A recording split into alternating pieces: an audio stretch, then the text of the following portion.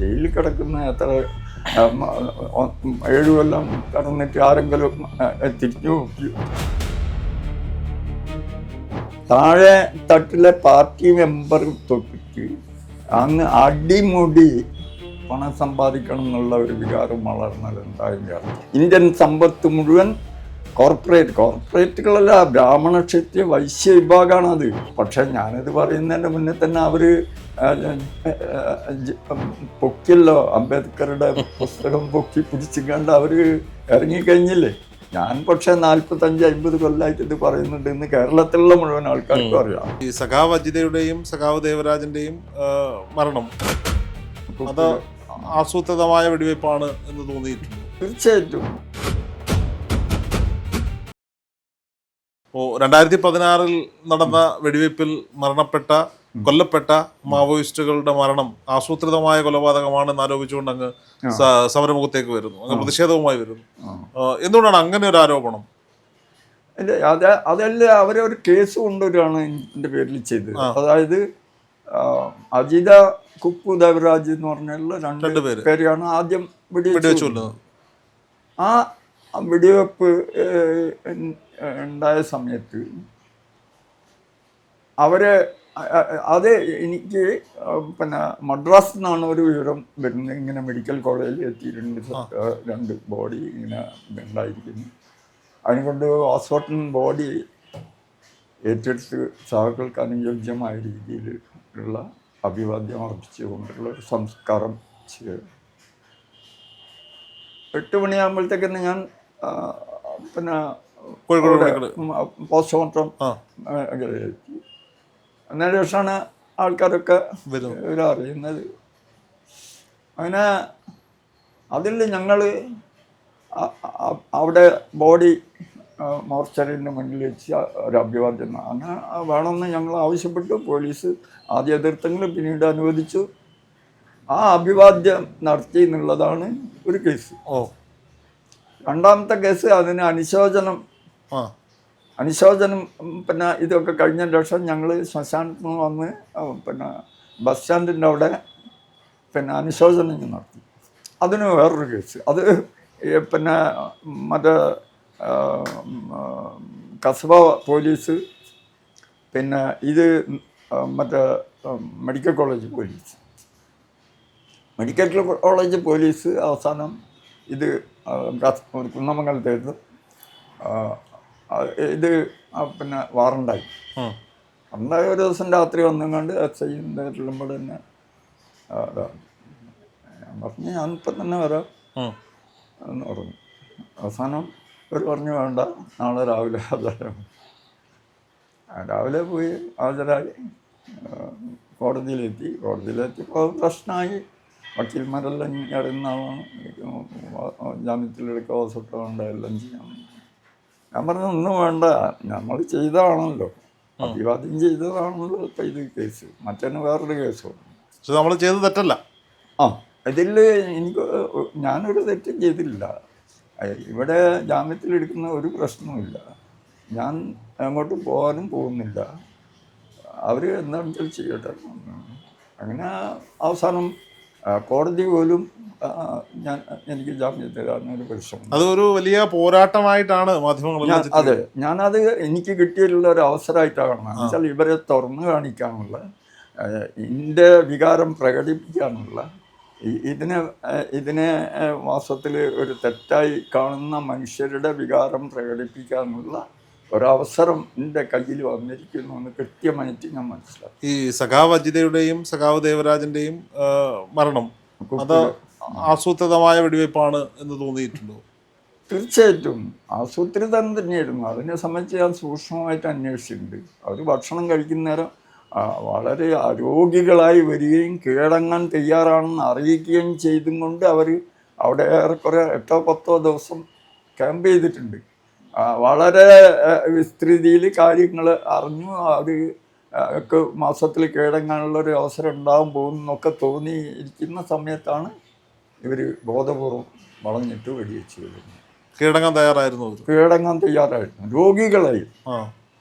അപ്പം ആ രീതിയിൽ ബോധപൂർവം ചെയ്തതാണ്. എന്നുവെച്ചാൽ അവരുടെ ഇമേജിന് വേണ്ടി, അവരുടെ കേന്ദ്രത്തിൽ നിന്ന് കിട്ടുന്ന പണത്തിന് വേണ്ടി ഈ രീതിയിൽ അവർ ചെയ്തിട്ടുള്ള ബോധപൂർവമുള്ള ഒരു വെടിവെപ്പ് എന്ന് പറഞ്ഞാൽ പിന്നെ ആർക്ക് താഴെ വെടിവെക്കണമെന്ന് സുപ്രീം കോടതിൻ്റെ നിർദ്ദേശം പിടിക്കാനാണെങ്കിൽ ഇത് കൊല്ലാൻ വേണ്ടിയിട്ട് നിരവധി വെടിയുണ്ടകളായിരുന്നു അന്ന് പോസ്റ്റ്മോർട്ടം കിട്ടിയിരിക്കുന്നത്. അപ്പം അതിനെ പ്രൊട്ടസ്റ്റ് ചെയ്യാൻ കിട്ടിയിരിക്കുന്ന ഒരവസരമായിട്ട് ഞാനതിനെ കണ്ടുള്ളൂ. ജയിലിൽ കിടക്കുന്ന എത്ര 7 കൊല്ലം കടന്നിട്ട് ആരെങ്കിലും തിരിഞ്ഞു നോക്കി. അപ്പം ഇപ്പം 41 ദിവസവും എന്തോ കിടന്നല്ലേ? 1.5 മാസം. 1.5 മാസം. 45 വർഷം കിടന്നു. ഓക്കെ. പിണറായി വിജയൻ സർക്കാർ 10 വർഷക്കാലം ഭരിച്ചു. അവർ ഈ ശബരിമല പോലെയുള്ള വിശ്വാസികൾക്കിടയിൽ പ്രശ്നങ്ങളുണ്ടാകാൻ ഒരുപാട് പ്രശ്നങ്ങളുണ്ടായി. അവസാനം നവോത്ഥാനം നടപ്പിലാക്കാൻ നടന്നവർ അവസാനം അയ്യപ്പ സംഗമം നടത്തുന്ന കാഴ്ചയാണ്. ഈ അയ്യപ്പ സംഗമം ഒക്കെ ഈ കമ്മ്യൂണിസ്റ്റ് ആശയങ്ങളിൽ നിന്ന് വ്യതിചലിച്ചു പോകുന്ന തരത്തിലുള്ള സംഗമങ്ങളും പരിപാടികളും രീതികളുമായിരുന്നല്ലോ. അപ്പോൾ ഇതൊക്കെ ഈ വലിയ പരാജയത്തിൻ്റെ ഒരു കാരണമായിട്ട് എന്ന് തോന്നിയിട്ടുണ്ടോ? ഞാൻ പറയട്ടെ, ജനങ്ങളെ ഒരു തവണയും 2 തവണയൊക്കെ വഞ്ചിക്കാം, കാലാകാലം വഞ്ചിക്കാൻ കഴിയും. ചില തിരിമറികളും കളികളും ഒക്കെ ആയിട്ട് ഈ മാർക്സിസ്റ്റുകാർ അവരുടെ മറ്റ് കീഴ്ഘടകങ്ങളും ഒക്കെ വാസ്തവത്തിൽ രാഷ്ട്രീയ പ്രവർത്തനമല്ല നടത്തിയത്. അവർ ചില ടെക്നിക്കുകൾ മനുഷ്യ മനസ്സിൻ്റെ ലളിതമായിട്ടുള്ള കാര്യങ്ങളിൽ ചില കാട്ടിക്കൂട്ടലുകളൊക്കെ നടത്തിയും കൊണ്ട് ഭരണം പിടിച്ചു നിർത്താൻ വേണ്ടി മാത്രം. അത് ഭരണം എന്തിനു വേണ്ടി പിടിച്ചു നിർത്തുന്നു ചോദിച്ചാൽ അവരുടെ സ്വകാര്യ താല്പര്യങ്ങൾക്ക് വേണ്ടി. അതല്ലാണ്ട് അവർ ഒരു പാർട്ടി, രാഷ്ട്രീയ പാർട്ടി അല്ലാതായിട്ട് എത്രയും ഈ റിവിഷനിസ്റ്റ് എന്നാണ് സഖാവ് ലെനിൻ വിളിച്ചത്. ലളിതമായിട്ട് ആ മാവോ പറഞ്ഞു ബൂർഷ്വാ പാത. ഇവർക്കെല്ലാം ഈ സമൂഹത്തിൽ സാമ്പത്തികമായിട്ട് കഴിവുള്ളവന് മാത്രമേ സ്ഥാനമുള്ളൂ. അതുകൊണ്ട് എല്ലാവർക്കും സാമ്പത്തികമായിട്ട് വികസിക്കണം. അത് മുകളിൽ തുടങ്ങിയാൽ താഴെ വരെ എത്തില്ല. താഴെ തട്ടിലെ പാർട്ടി മെമ്പർ തൊട്ടിട്ട് അങ്ങ് അടിമുടി പണം സമ്പാദിക്കണം എന്നുള്ള ഒരു വികാരം വളർന്നാൽ എന്തായതിൻ്റെ അർത്ഥം? അപ്പം അതിനനുസരിച്ചിട്ട് അവർ ഭരണം നിലനിർത്തിയും കൊണ്ട് പോകേണ്ടതുണ്ട്. അവർക്ക് അതിനെന്തും ചെയ്യാം, തൽക്കാലം തോന്നുന്ന വിദ്യകളൊക്കെ ചെയ്യാം. ഈ അയ്യപ്പ സംഗമം ഇത് മാത്രമൊന്നുമല്ല, അവർ ചെയ്തിരിക്കുന്ന നിരവധി കാര്യങ്ങൾ നോക്കിയാൽ ദൂരെ നിന്ന് കാണുന്നവർ വളരെ വൃത്തിയായിട്ടറിയാം. ഓരോ ദിവസത്തിന് വേണ്ടി ഇത് മുന്നോട്ട് കൊണ്ടുപോകാൻ അടുത്ത ഭരണത്തിന് വേണ്ടി അതിൻ്റെ അപ്പുറത്തേക്ക് അവർ ചിന്തിക്കുക. ജനങ്ങളുടെ പ്രശ്നം എന്ത്, അതെങ്ങനെ പരിഹരിക്കാം, അങ്ങനെ ഇതിപ്പോൾ വെള്ളപ്പൊക്കം നടക്കില്ല, ഈ 10 കൊല്ലം എന്തെല്ലാം ചെയ്യാം, ഈ കെടുതികൾ കൊല്ലം ആവർത്തിക്കുന്നു, എന്തെല്ലാം ചെയ്യാം, അതിൻ്റെ കെടുതികൾ കുറയ്ക്കാൻ എന്തൊക്കെ ചെയ്യാം, എന്തെങ്കിലും ചെയ്തു. ഒരു കമ്മ്യൂണിസ്റ്റ് ഭരണകൂടമാണെന്നല്ല പറഞ്ഞു. അവസാനം കേരളത്തിലെ ജനങ്ങൾ അത്ര പ്രബുദ്ധരാണെന്ന് എനിക്ക് അഭിപ്രായമില്ല. പ്രബുദ്ധരാക്കാൻ കമ്മ്യൂണിസ്റ്റുകാർക്ക് കഴിഞ്ഞിട്ടില്ല. അതിൽ ഒരുപക്ഷെ ഞാനും കുറ്റവാളി ആയിരിക്കാം. അതല്ല ഞാൻ പറഞ്ഞത്. യഥാർത്ഥത്തിൽ അവർ കുറച്ച് വിദ്യാഭ്യാസം നമുക്ക് മറ്റെല്ലാവരെക്കാളും കൂടുതൽ കിട്ടിയതിനെ കൊണ്ട് നമ്മളെ കൊച്ചുങ്ങൾ കടൽ കടന്ന് കുറച്ച് കാശ് കേരളത്തിലേക്ക് കൊണ്ടുവന്നു എന്നുള്ളതല്ലെങ്കിൽ നമ്മളുടെ ഗതി വളരെ ഗതികെട്ട് തന്നെയായിരുന്നു. അപ്പം പ്രശ്നം നമ്മളുടെ പ്രബുദ്ധത എന്ന് പറയുന്നത് ഒരു ദാർശനികമായ അർത്ഥത്തിലുള്ള പ്രബുദ്ധതയാണ്. ഇപ്പോൾ 10 വർഷങ്ങൾക്ക് ശേഷം പുതിയൊരു മന്ത്രിസഭ അധികാരത്തിലെത്തിയിരിക്കുകയാണ്. വി ഡി സതീശൻ പ്രതിപക്ഷ നേതാവായിരുന്ന വി ഡി സതീശൻ മുഖ്യമന്ത്രിയായി. ഈ ഒരു മന്ത്രിസഭയെ അല്ലെങ്കിൽ മുഖ്യമന്ത്രിയുടെ ഒരു നേതൃത്വത്തെ എങ്ങനെയാണ് നമ്മൾ നോക്കിക്കാണുന്നത്? ഒരു ബൂർഷ്വാ ഭരണകൂടത്തിന് എൻ്റെ ഭാവിയെ പ്രവചിക്കാൻ എനിക്ക് പറ്റില്ല. പക്ഷെ ഒന്ന് ഞാൻ പറയാം, VD സതീശൻ കേരളം കണ്ട അപൂർവ പ്രതിഭകളിൽ ഒരാളാണ്. ഓ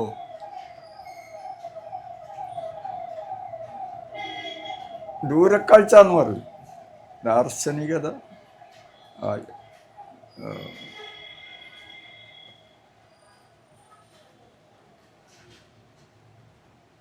ദീർഘദൃഷ്ടി. ഒരുപക്ഷെ അതുകൊണ്ടായിരിക്കാം അയാൾ മറ്റേ മുഖ്യമന്ത്രി സ്ഥാനത്തേക്കുള്ള വെല്ലുവിളിനെ അതിജീവിച്ചിട്ടുണ്ടാവും. ചെറിയ കാര്യമല്ല, 100 ചില്ലാനം സീറ്റ് കിട്ടും, ഇല്ലെങ്കിൽ രാഷ്ട്രീയം ഉപേക്ഷിക്കും എന്ന് പറയാൻ ഒരു രാഷ്ട്രീയ പ്രവർത്തകന് ചെറിയ തൻ്റെ ഇടം മതിയാവില്ല. മാക്സിമം ഞാൻ കണക്കാക്കിയത്, എന്നെ പോലെയുള്ളവർ കണക്കാക്കിയത് 75-85 ആ രീതിയിൽ. അവർ ഒരു വസ്തുനിഷ്ഠമായിട്ട് ചിന്തിച്ചിട്ട് അഞ്ചൽ കാലത്തിന് വന്നിരിക്കുന്ന മാറ്റം, ഇടതുപക്ഷത്തിനെതിരായ കാറ്റ്, ഇതെല്ലാം വന്നു. അതിൻ്റെ മുന്നേ നടന്ന 2 ഇലക്ഷൻ വന്നു. ഇതെല്ലാം വലിയ പ്രവചനമൊന്നും വേണ്ട, രാഷ്ട്രീയക്കാരന് എന്തെങ്കിലും പറയാം. പക്ഷെ എന്തടിസ്ഥാനത്തിലാണ് സതീശൻ 100 ചില്ലാനം സീറ്റ് കിട്ടുമെന്ന് പ്രഖ്യാപിച്ചതെന്നും ഇന്നും ആർക്കും വേറൊരാൾക്ക് വിവരിക്കാൻ പറ്റില്ല. അപ്പം ഒന്നില്ലെങ്കിൽ ഒരു ദൂരക്കാഴ്ചയുള്ളൊരു മുഖ്യമന്ത്രി എന്നുള്ള നിലയിൽ മറ്റ് പെരുമാറ്റ രീതികളെല്ലാം ഞാൻ ഇവർ ഏതെങ്കിലുമൊക്കെ ഇപ്പോൾ മറ്റേ പണ്ടാരണ്ട പറഞ്ഞാൽ പിന്നെ ഹെലികോപ്റ്ററിൽ അച്ഛനെ കാണാൻ പോയി എന്നൊക്കെ പറയും. അല്പത്തൊന്നല്ലാണ്ട് ഇതിനൊക്കെ എന്താ പറയുക, അത് ആ ഭാഗം വിട്. അപ്പം എൻ്റെ അഭിപ്രായം അതാണ്. അപ്പം പിന്നെ കോൺഗ്രസും മിനിസ്ട്രിയാണ്, അത് എല്ലാവരും ഒരുപോലെയൊന്നല്ല എന്ന് എല്ലാവർക്കും അറിയാം. അപ്പം വ്യത്യസ്തമായിരിക്കും എന്ന് എനിക്ക് തോന്നുന്നു. ഓക്കെ, ഈ കമ്മ്യൂണിസ്റ്റ് പുരോഗമന ശക്തികളെക്കാൾ വ്യത്യസ്തമായിരിക്കും എന്ന് എനിക്ക് തോന്നുന്നു. ഈ പുതുതലമുറയിൽ ഇടതുപക്ഷ പ്രസ്ഥാനങ്ങളിലേക്ക് വരാൻ ആഗ്രഹിക്കുന്ന ചെറുപ്പക്കാരോട് എന്താ പറയാനുള്ളത്? അവരോട് എനിക്ക് പറയാനുള്ളത്, പിന്നെ ഒരുപക്ഷെ ഞാനത് പറയണ്ട അവരോട്. ഞാൻ കഴിഞ്ഞ 45-50 വർഷമായിട്ട് ഒരു കാര്യം പറഞ്ഞുകൊണ്ടിരിക്കുന്നു. നിങ്ങൾ ആദ്യമായിട്ട് ഇന്ത്യനെ മനസ്സിലാക്കി. മാർക്സിസം ലെനിനിസം അങ്ങനെ ശരിയായി പ്രയോഗിക്കാൻ പറ്റും. അതിനാദ്യമായിട്ട് വേണ്ടത് അംബേദ്കറെ പഠിക്കൽ. അംബേദ്കറാണ് ഇന്ത്യനെ ശരിക്കും അപഗ്രഥിച്ചത്. ഇന്ത്യനെന്ന് പറഞ്ഞാൽ ഇന്ത്യൻ സമൂഹത്തിൽ. അദ്ദേഹം ഇന്ത്യൻ ചരിത്രത്തിന് നന്നായിട്ട് ബൈഹാർട്ടാക്കിയിട്ടാണ്. ആയിരക്കണക്കിന് വർഷങ്ങളുടെ ഇന്ത്യൻ ചരിത്രത്തിന് അപഗ്രഥിച്ചിട്ടാണ് അദ്ദേഹത്തിൻ്റെതായിട്ടുള്ള ലേഖനങ്ങൾ എഴുതി. അതിലെ 2 ലേഖനം അനശ്വരമാണ് ഇന്ത്യനെ സംബന്ധിച്ചുള്ള. അതായത് ജാതി നിർമൂലനം, ഇന്ത്യയിലെ ജാതികൾ. ഈ 2 ലേഖനം വായിക്കാത്തവൻ, ഇപ്പം മധുര കാണാത്തവൻ മാടാണെന്ന് ചെറുപ്പത്തിൽ ഞാനൊരു പഴഞ്ചൊല്ല് കേട്ടിട്ടുണ്ട്. അതേമാതിരി ഈ 2 ലേഖനം വായിക്കാത്തവൻ ഇന്ത്യയിൽ രാഷ്ട്രീയക്കാരനാണെന്ന് പറയാൻ പറ്റും. യഥാർത്ഥത്തിൽ അദ്ദേഹം ഇന്ത്യനെ സൂക്ഷ്മ തലങ്ങളിൽ അപഗ്രഥിച്ച് എഴുതിയിട്ടുള്ള 2 ലേഖനങ്ങളാണ്. ഇതിൽ നിന്ന് നിങ്ങൾ തുടങ്ങിക്കൊള്ളി എന്നാണ് എനിക്ക് യുവത്വങ്ങളോട് പറയാനുള്ളത്. പക്ഷെ ഞാനിത് പറയുന്നതിൻ്റെ മുന്നേ തന്നെ അവർ പൊക്കിയല്ലോ, അംബേദ്കറുടെ പുസ്തകം പൊക്കി പിടിച്ചിക്കണ്ട് അവർ ഇറങ്ങിക്കഴിഞ്ഞില്ലേ. ഞാൻ പക്ഷേ 45-50 കൊല്ലമായിട്ട് ഇത് പറയുന്നുണ്ട്. ഇന്ന് കേരളത്തിലുള്ള മുഴുവൻ ആൾക്കാർക്കും അറിയാം. അംബേദ്കറെ ശ്രദ്ധിക്കുക. അംബേദ്കറെ ശ്രദ്ധിച്ചാലേ നിങ്ങൾക്ക് മാവോയിസം മനസ്സിലാവുള്ളൂ, മാർക്സിസം ലെനിനിസം മനസ്സിലാകുള്ളൂ. ഇന്ത്യനെ അപഗ്രഥിക്കാൻ നിങ്ങൾക്ക് എളുപ്പമാർഗം അംബേദ്കറെ വായിക്കുകയാണ്, സത്യം മനസ്സിലാക്കാൻ എന്ന് ഞാൻ പറയാൻ തുടങ്ങി. ഒരു കാലഹരണപ്പെട്ട നയങ്ങളും രീതികളുമായി പോയി ഇന്ത്യയിലെങ്ങും ഇല്ലാത്ത അവസ്ഥയിലേക്ക് പോയില്ലേ? കാലഹരണപ്പെട്ട, അതായത് നമ്മൾ പറഞ്ഞതുപോലെ ഇന്ത്യക്ക് വേണ്ട കമ്മ്യൂണിസം അല്ലല്ലോ പറഞ്ഞുകൊണ്ടിരുന്നത്. ഇന്ത്യക്ക് വേണ്ട രീതിയിലേക്ക് അതിനെ മാറ്റിയെടുക്കാൻ ഇവർക്ക് സാധിച്ചില്ലല്ലോ. അല്ല, ഇന്ത്യനെ അപഗ്രഥിക്കാൻ അവർക്ക് സാധിച്ചില്ല. ഇന്ത്യ അംബേദ്കറെ സംബന്ധിച്ചിട്ട് ഞാൻ 40കളിൽ വായിക്കുന്നുണ്ട്. അദ്ദേഹം ജീവനോടെ ഇരിക്കുന്ന കാലമാണത്. അപ്പോഴൊക്കെ അതൊരു അങ്ങേറ്റം മോശക്കാരനായിട്ടുള്ള ഒരു ആളായിട്ടാണ് കാണുന്നത്. ആളായിട്ടാണ് നമ്മൾ അബോധ മനസ്സിലുള്ള. എന്താണെന്ന് വെച്ചാൽ EMS അദ്ദേഹത്തിനെ സംബന്ധിച്ച് പറയുന്നുണ്ട്, MS ദേവദാസ് പറയുന്നുണ്ട്, കമ്മ്യൂണിസ്റ്റുകാരായിട്ടുള്ള കമ്മ്യൂണിസ്റ്റുകാരൊക്കെ ദേശാമാനിയിലും മറ്റതുപോലുള്ള ജയകേരളം പോലുള്ള മാധ്യമങ്ങളിലും സ്ഥിരമായിട്ട് എഴുതുന്നുണ്ട്. എന്താ എഴുതുന്നത്? അംബേദ്കർക്കെതിരെയാണ്. ബ്രിട്ടീഷ് ഏജന്റ്, പിന്നെ മുതലാളിത്ത പ്രവാചകൻ, ബൂർഷാ പ്രവാചകൻ, ഇതൊക്കെയല്ലേ പറയുന്നത്. അപ്പം നമ്മൾ യഥാർത്ഥത്തിൽ ഞാൻ ആലോചിക്കുകയാണ്, ഈ മുൻധാരണകൾ ഉണ്ടാക്കൽ എന്ന് പറഞ്ഞാൽ ചെറിയ എളുപ്പത്തിൽ കഴിയുന്ന കാര്യമാണ്. ബുദ്ധിമാന്മാർക്ക് അത് എളുപ്പത്തിൽ സത്യത്തിന് തലകുത്തനെ നിർത്തുക എന്നുള്ളതാണ് അത്. അങ്ങനെ നമ്മൾ അദ്ദേഹത്തിൽ നിന്ന് അകറ്റിക്കളഞ്ഞ് കമ്മ്യൂണിസ്റ്റുകാർ, കോൺഗ്രസ്സുകാരാണെന്ന് വെച്ചാൽ പിന്നെ നേതാക്കന്മാർ അയാളെ എങ്ങനെ എടുത്ത് പുറത്തിടണം എന്നുള്ളതായി. അങ്ങനെ ജീവനോടിരിക്കുന്ന സമയത്ത് ഇന്ത്യനെ സംബന്ധിച്ച ഏറ്റവും വലിയ സത്യങ്ങൾ വിളിച്ചു പറഞ്ഞ മനുഷ്യൻ ഒറ്റപ്പെടുത്തി. അപ്പം എനിക്ക് ഇന്ത്യയിലെ എന്താണ് ഇപ്പോൾ ജൻസിനോട് പറയാനുള്ളത്, അവർ ചെയ്ത കാര്യം നന്നായി എന്നാ. എന്ത് കാര്യം? ആ അംബേദ്കറുടെ പുസ്തകം പൊക്കിപ്പിടിച്ചും കൊണ്ട് അമേരിക്കയിൽ നിന്നുള്ള ആ കുട്ടിയുടെ വരവും അതിനുശേഷം പലതവണ അദ്ദേഹത്തിൻ്റെ ഫോട്ടോ ഉയർത്തിപ്പിടിച്ചതും അന്തരാർത്ഥം എന്താണെന്ന് വെച്ചാൽ അംബേദ്കറെ പ്രത്യയശാസ്ത്രപരമായി പഠിക്കുമെന്നാണ്. ഞാനൊരു മാർക്സിസ്റ്റാണ്. മാർക്സിസം ലെനിനിസം മാവോ ചിന്തയിൽ ഉറച്ചു വിശ്വസിക്കുന്നവനാണ്. എനിക്ക് പറയാനുള്ളത് ഇത് തന്നെയാണ്. ഈ മാർക്സിസം ലെനിനിസിൽ മുമ്പ് ഞാൻ പഠിച്ചിട്ടില്ലായിരുന്നെങ്കിൽ എനിക്ക് ഇത്രയും നന്നായിട്ട് അംബേദ്കർ മനസ്സിലാക്കാൻ പറ്റില്ല. അത് വേറൊരു കാര്യം. മാർക്സ് ലോക ചിന്തകനും ലോക വിമോചനത്തിന് വേണ്ടിയിട്ട് അധ്വാനിക്കുന്ന വർഗത്തിന് വേണ്ടി ഉറച്ചു നിന്ന മനുഷ്യനാണ്. അയാളെ വച്ച് വെക്കാൻ ആരും ഉണ്ടാവില്ല. പക്ഷേ ഇന്ത്യൻ കമ്മ്യൂണിസ്റ്റുകാരോ അല്ലെങ്കിൽ ഇന്ത്യയിലെ ഏത് രാഷ്ട്രീയ പാർട്ടിയും അംബേദ്കറെ മറന്നുകൊണ്ട് ഇന്ത്യൻ വിമോചനം സാധ്യമല്ല. അംബേദ്കറെ പഠിച്ചാൽ ഇന്ത്യൻ അന്ധവിശ്വാസങ്ങളുടെ മുഴുവൻ കത്തി വെച്ചത് ഈ മഹാനായ മനുഷ്യനാണ്. അദ്ദേഹം പഠിച്ചില്ലെങ്കിൽ നമ്മൾ ആ പഴയ അന്ധവിശ്വാസത്തിൻ്റെ അന്ധകാരത്തിൽ എല്ലാ കാലത്തും നമ്മൾ നിൽക്കും. നമ്മളുടെ പുരോഗതി, നമ്മുടെ കുഞ്ഞുങ്ങൾ 3000 കുഞ്ഞുങ്ങൾ പോഷകാഹാരക്കുറവുകൊണ്ട് മരിക്കും. ഇന്ത്യൻ സമ്പത്ത് മുഴുവൻ കോർപ്പറേറ്റുകളല്ല, ബ്രാഹ്മണ ക്ഷത്രിയ വൈശ്യ വിഭാഗമാണത്. ആ 100% കോർപ്പറേറ്റുകൾ നിങ്ങൾ നോക്കി അതിനെയൊന്ന് അപഗ്രന്ഥിച്ച് നോക്കി നിങ്ങൾക്ക് കാണാം അവരാണത്. ഇപ്പം പിന്നെ പ്രധാനമന്ത്രി വളർത്തിയെടുത്ത അദാനിമാരും അംബാനിമാരും ഒക്കെ ഉണ്ടല്ലോ, ഇവരൊക്കെ ബ്രാഹ്മണ ക്ഷത്രിയ വൈശ്യ അല്ല.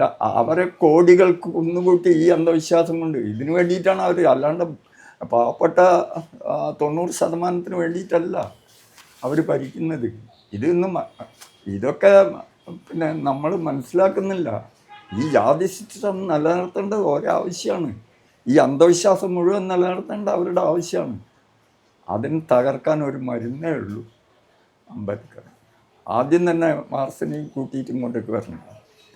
ആദ്യം അംബേദ്കർ പഠിക്കുക, എന്നിട്ട് മാർക്സിൻ്റെ അടുത്തേക്ക് പോയാൽ. അംബേദ്കറെ പഠിച്ചാൽ ഇന്ത്യയെ പഠിക്കാം, ഇന്ത്യയെ പഠിച്ചാൽ നാളുകളിൽ ആ രാഷ്ട്രീയ പ്രസ്ഥാനത്തിന് പിടിച്ചു നിൽക്കുകയെങ്കിലും ചെയ്യാവുന്നതാണ്. എന്തായാലും കാലാവസ്ഥ ചെറിയ ജലദോഷം ഉണ്ടെങ്കിലും ഞങ്ങളോട് കുറച്ച് സമയം ഞങ്ങൾക്ക് വേണ്ടി മാറ്റിവെച്ചതിന് നന്ദി. ഇനിയും കാണണം. ലാൽ സലാം.